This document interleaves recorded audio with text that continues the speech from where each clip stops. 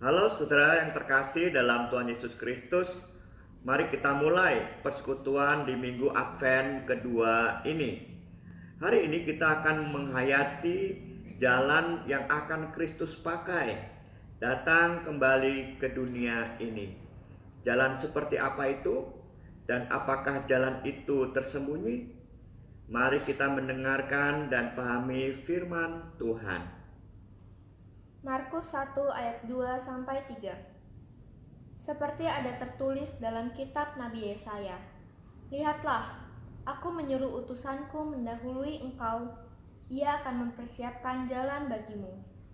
Ada suara orang yang berseru-seru di padang gurun, "Persiapkanlah jalan untuk Tuhan, luruskanlah jalan baginya." Saudara-saudara yang terkasih dalam Tuhan Yesus Kristus, Injil mengutip kitab Yesaya bahwa utusannya berseru-seru, "Persiapkanlah jalan bagi Tuhan dan luruskanlah." Advent mengundang kita untuk melakukan satu hal. Kita pergi keluar rumah, saudara, dan mengangkat kepala kita, mengangkat mata kita untuk melihat ke cakrawala atau langit, dan membayangkan tentang cara Kristus akan datang kepada kita ke dunia ini. Kenapa begitu? Mengangkat kepala, mata kita ke arah cakrawala atau langit, sambil membayangkan Kristus akan datang dari cakrawala atau langit itu. Ajakan memandang ke cakrawala atau langit ini didasari catatan Lukas pada Kisah Para Rasul 1 ayat 11. Saat Yesus terangkat ke sorga, ke arah langit atau cakrawala, murid-murid tanpa sadar mengangkat pandang ke langit berlama-lama, mungkin karena takjub. Lalu berkatalah malaikat Tuhan atau dua orang berpakaian putih, "Hai orang-orang Galilea, mengapakah kamu berdiri melihat ke langit? Yesus ini yang terangkat ke sorga meninggalkan kamu akan datang kembali dengan cara yang sama seperti kamu melihat dia naik ke sorga." Dikatakan Yesus akan kembali dengan cara yang sama seperti dia naik ke sorga, yaitu terangkat ke arah ke langit atau cakrawala. Demikianlah juga Yesus Kristus akan datang dari arah langit atau cakrawala turun ke dunia.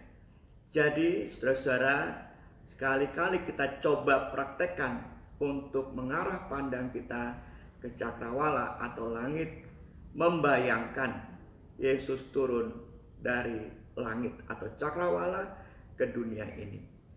Dalam mengarahkan pandang kita ke cakrawala atau langit untuk menanti Yesus yang akan datang, memiliki arti pertama, bahwa kita diajak memandang harapan akan hidup yang kekal yang dibawa oleh Yesus Kristus.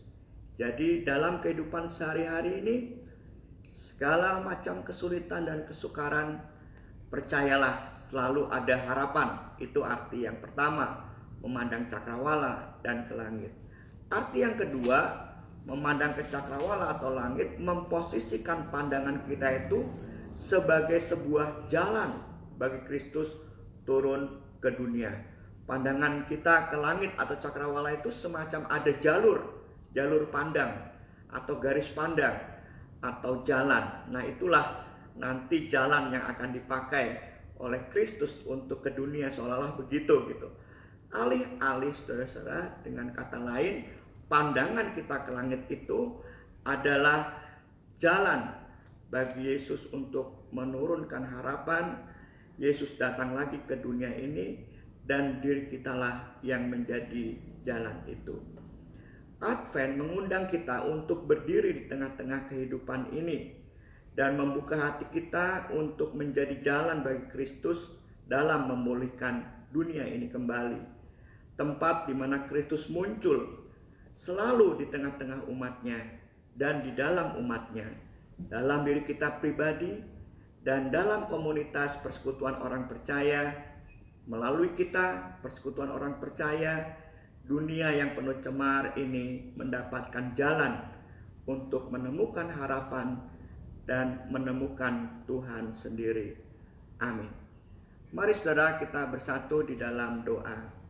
Tuhan Yesus Kristus yang penuh dengan kemuliaan, kami bersyukur dijadikan jalan bagi dunia untuk menyambut-Mu, menemukan harapan, menemukan kebaikan Bapa. Tolonglah kami mampu membuka hati kami untuk menyatakan cinta kasih, damai, dan pengampunan Kristus kepada dunia, kepada sesama kami, melalui perbuatan sederhana yang memberi semangat dan rasa syukur bagi orang lain atau sesama kami. Tuhan yang penuh kasih, ajarlah kami semua, khususnya anak-anak kami, remaja kami, pemuda kami, sejak masa muda mereka melatih diri menjadi jalan bagi harapan dunia, menebarkan kebaikan pada sesama tanpa juga membeda-bedakan. Tuhan yang penuh kasih, berkatilah pedagang kaki lima yang suka kami jumpai di jalan-jalan, pengamen jalanan juga di lampu merah yang mulai marak dengan alat sound system.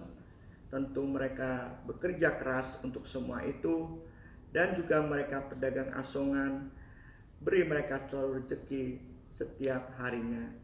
Kami berdoa bagi mereka yang sakit, yang menjalani pemulihan, biarlah Tuhan beri semangat dan kesabaran. Dengan cinta kasih-Mu melalui perawat dan dokter dan keluarga, mereka boleh merasakan kesembuhan. Dan juga mereka yang bergumul atas hal-hal yang lain, kiranya Tuhan bersama mereka dan memberi semangat kepada mereka. Berkatilah bangsa-bangsa di dunia ini Tuhan, juga Indonesia dalam menjalankan kehidupan, menghadapi banyak kesulitan, termasuk melewati masa pandemi ini dengan kesabaran dan membangun kebersamaan. Inilah doa kami ya Tuhan, kami naikkan semuanya dalam Tuhan Yesus Kristus yang mengajar kami berdoa. Bapa kami yang di surga, dikuduskanlah nama-Mu, datanglah kerajaan-Mu, jadilah kehendak-Mu di bumi seperti di surga. Berikanlah kami pada hari ini makanan kami yang secukupnya, dan ampunlah kami akan kesalahan kami, seperti kami juga mengampuni orang yang bersalah pada kami. Janganlah bawa kami ke dalam pencobaan, tapi lepaskanlah kami dari yang jahat. Karena Engkau-lah yang punya kerajaan dan kuasa dan kemuliaan sampai selama-lamanya. Amin. Marilah saudara-saudara, di dunia yang penuh cemar ini, kita sediakan diri kita ada di pusat kehidupan dan menjadikan diri kita kitab terbuka sebagai jalan Yesus Kristus ditemukan oleh sesama kita, sebagai jalan harapan dijumpai oleh orang-orang di sekeliling kita, dan tentu oleh diri kita sendiri.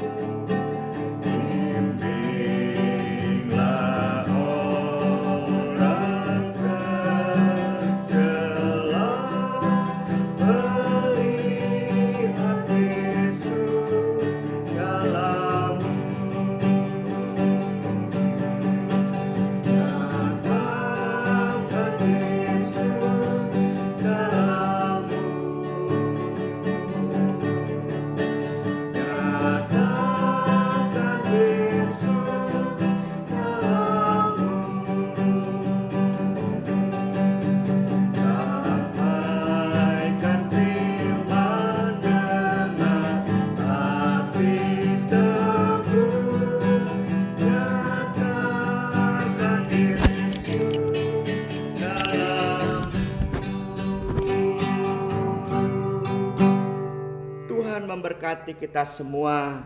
Amin.